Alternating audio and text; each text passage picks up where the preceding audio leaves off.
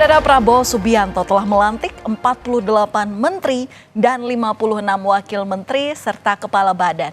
Jumlah wakil menteri lebih banyak dari jumlah menteri karena satu kementerian ada yang memiliki 2 hingga 3 wakil menteri. Kabinet yang dinamai sebagai Kabinet Merah Putih secara jumlah lebih banyak dari era Presiden ke-7 Republik Indonesia Joko Widodo yang hanya ada 34 kementerian. Presiden Prabowo Subianto melantik jajaran Menteri Kabinet Merah Putih di Istana Negara Jakarta pada Senin pagi. Total ada 48 menteri yang dilantik.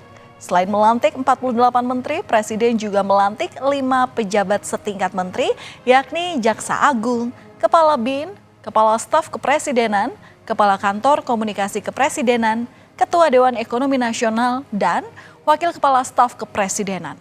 Usai membacakan keputusan Presiden tentang pengangkatan kepala lembaga setingkat menteri, Presiden Prabowo membacakan sumpah jabatan yang diikuti oleh para menteri dan 5 pejabat setara menteri. Bahwa saya akan setia kepada Undang-Undang Dasar Negara Republik Indonesia Undang-Undang Dasar Negara Republik Indonesia tahun 1945 serta akan menjalankan segala peraturan perundang-undangan dengan seluruh-seluruhnya demi dharma bakti saya kepada bangsa dan negara, bahwa saya dalam menjalankan tugas jabatan akan menjunjung tinggi etika jabatan,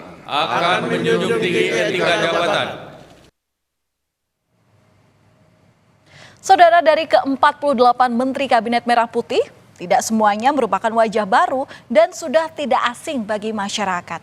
Tercatat ada 16 menteri yang menjabat di masa pemerintahan Presiden ke-7 Republik Indonesia Joko Widodo yang kemudian dipercaya kembali di Kabinet bentukan Prabowo Subianto. Ada yang kembali dipercaya di kementerian yang sama, ada pula yang ditugaskan di kementerian baru. 12 menteri di era Jokowi kembali dipercaya memegang kementerian yang sama, sementara 6 menteri lainnya kini menjabat di kementerian yang berbeda. Persiapan pelantikan Kabinet Merah Putih, saya jam 9 sudah sampai di Istana Merdeka. Insting saya langsung masuk ke ruang pelantikan, saya tanya protokol, gimana ini ngaturnya? Kan jumlah yang dilantik lebih banyak, cukup enggak? Gitu. Terus spos ada di mana? Yang dilantik ada berapa agama? Yang doa pemimpin agamanya sudah siap betul-betul. Saya terus habis itu kaget saya. Loh, saya kan enggak main sesnek lagi. Dalam acara Rapimnas Partai Gerindra 31 Agustus lalu, Prabowo menyebut menteri-menteri pilihan Jokowi adalah orang-orang hebat. Oleh sebab itu, ia berencana untuk menarik sebagian menteri hebat itu ke dalam kabinet pemerintahannya. Memang selain karena berprestasi, sebagian menteri Jokowi menyatakan dukungannya kepada pasangan Prabowo Gibran dalam Pilpres 2024. Itulah yang Prabowo memilih mereka untuk kembali masuk ke dalam kabinet.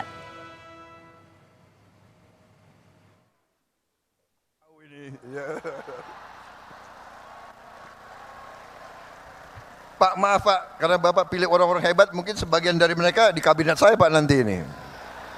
Tapi saya sudah tahu akal kalian. Kalau diajak Pak Jokowi, kami mendahului Pak, kami akan jemput Bapak. Bukan jemput Bapak, dia takut diajak itu. Terjawab sudah, saudara, siapa saja tokoh yang tergabung dalam Kabinet Merah Putih. Bila sebelumnya ada pesohor Raffi Ahmad dan juga Yovie Widianto yang sempat dipanggil ke kediaman Prabowo di Kertanegara, Jakarta, kini saat pelantikan tak ada Raffi maupun Yovie, melainkan Giring Ganesha dan Taufik Hidayat. Hilangnya nama Raffi Ahmad dan Yovie Widianto dalam pengumuman susunan Kabinet Prabowo tak terlalu mengejutkan. Pasalnya, Raffi dan Yovie juga tak dipanggil dalam acara pembekalan calon menteri dan wakil menteri di Hambalang pada Kamis 17 Oktober 2024. Menurut keterangan Bima Arya, Raffi Ahmad dan Yovie Widianto diberi tugas khusus oleh Prabowo Subianto.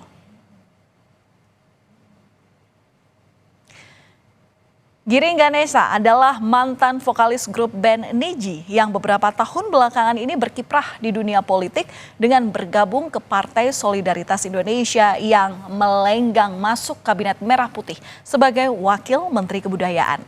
Dan ada mantan atlet badminton Taufik Hidayat yang kini dipercaya menjadi Wakil Menteri Pemuda dan Olahraga. Taufik pernah menjadi staf khusus Menpora Imam Nahrawi di tahun 2017 hingga 2018. Ditemenin sama ibu saya, mertua saya, sama istri saya sih. Ya pengalaman yang nggak akan saya lupain seumur hidup. Jadi terima kasih sekali lagi buat Bapak Presiden, buat Mas Wakil Presiden yang sudah memberikan kepercayaan. Sudah pembagian tugas belum dengan Pak Menteri nanti? Ini udah dijemput nih, luar biasa nih. Saya kaget juga baru keluar langsung dijemput. Di antara nama-nama menteri ada sejumlah sosok yang pernah berseberangan dengan Prabowo Subianto. Tercatat ada 4 mantan aktivis 98 yang kini berkiprah di Kabinet Merah Putih. Mereka adalah Nezar Patria, Agus Jabo, Mugianto, dan Faisal Riza. Nezar Patria mulai dikenal setelah jadi Sekjen Solidaritas Mahasiswa Indonesia untuk Demokrasi. Bersama Mugianto dan Faisal Riza, Nezar juga jadi korban penculikan di tahun 1998. Agus Jabo, sosok yang memprakarsai Partai Rakyat Adil Makmur. Pada 96 atau tahun 1996, ia dikenal sebagai Ketua Umum Partai Rakyat Demokratik yang anti Presiden Soeharto di era Orde Baru. Agus Jabo aktif dalam gerakan reformasi 1998 berkolaborasi dengan Budiman Sujatmiko. Kemudian ada kejutan lainnya, saudara, dalam pengumuman menteri dan wakilnya di Minggu malam pada 20 Oktober lalu, Presiden Prabowo menyebut Mayor Teddy Indrawijaya yang dikenal sebagai ajudan kepercayaan Presiden Prabowo ini menempati posisi baru menjadi Sekretaris Kabinet. Teddy merupakan sosok yang dipercaya Prabowo untuk mendampinginya sebagai ajudan sejak posisi Menteri Pertahanan hingga Presiden Republik Indonesia. Wakil Ketua DPR Sufmi Dasko Ahmad menyebut Mayor Teddy Indrawijaya tidak perlu pensiun dari TNI karena kini posisi Seskap ini tidak setara dengan menteri, melainkan ada di bawah Mensesnek. Wakil Ketua DPR dari fraksi Gerindra Sufmi Dasko Ahmad dalam keterangan tertulis mengatakan bahwa struktur dan bagan organisasi sudah ada perubahan, sehingga tidak ada Menseskap tetapi digabung di bawah Mensesnek. Strukturnya di bawah Sesnek sama seperti jabatan yang boleh diisi oleh perwira TNI atau Polri seperti Sekmil, Sekspri, dan lain-lain. Yang batasannya adalah paling tinggi setara eselon 2 atau kalau di TNI Polri paling tinggi setara Brigjen. Soal penyusunan Kabinet Merah Putih, Presiden ke-7 Republik Indonesia Joko Widodo menyebut itu adalah hak prerogatif Presiden. Jokowi percaya Presiden Prabowo sudah memilih orang-orang terbaik di bidangnya untuk masa depan bangsa. Widin.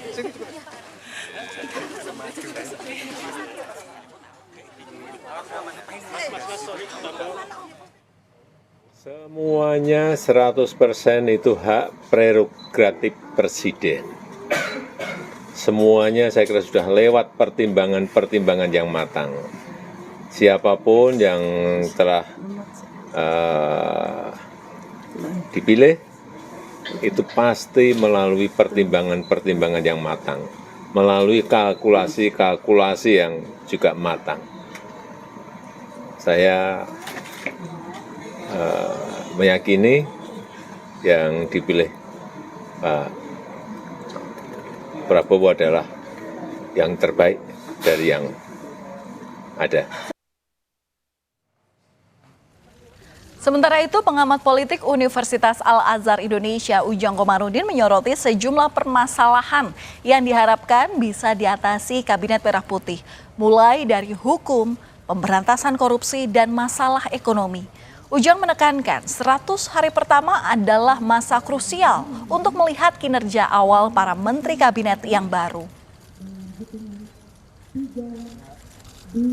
Menjadi instrumen yang penting untuk menjadi PR Pak Prabowo untuk ditegakkan. Sekaligus juga bagaimana pemberantasan korupsi. Dalam bidang ekonomi, tantangannya tidak mudah, sangat berat ya. Bagaimana Pak Prabowo ingin pertumbuhan ekonominya 8%, di tengah-tengah pengangguran yang banyak, di tengah-tengah PHK yang terus bergulir. Oleh karena itu ya kita tunggu apakah mereka mampu atau tidak, kita ukur ya paling tidak dalam 100 hari ke depan. Bisakah menyelesaikan persoalan hukum atau mampukah mereka menyediakan lapangan pekerjaan? Kita tunggu kinerja mereka. Kabinet Merah Putih sudah dibentuk dan diresmikan dengan pelantikan di Istana Kepresidenan Jakarta. Formasi kabinet yang dibentuk merupakan gabungan antara partai politik, para ahli atau profesional, loyalis, dan relawan atau tim sukses saat kontestasi Pilpres lalu. Setidaknya 100 hari ke depan, publik menantikan gebrakan para menteri baru untuk menuntaskan permasalahan seputar hukum dan ekonomi. Selamat bertugas para menteri dan wakilnya di Kabinet Merah Putih.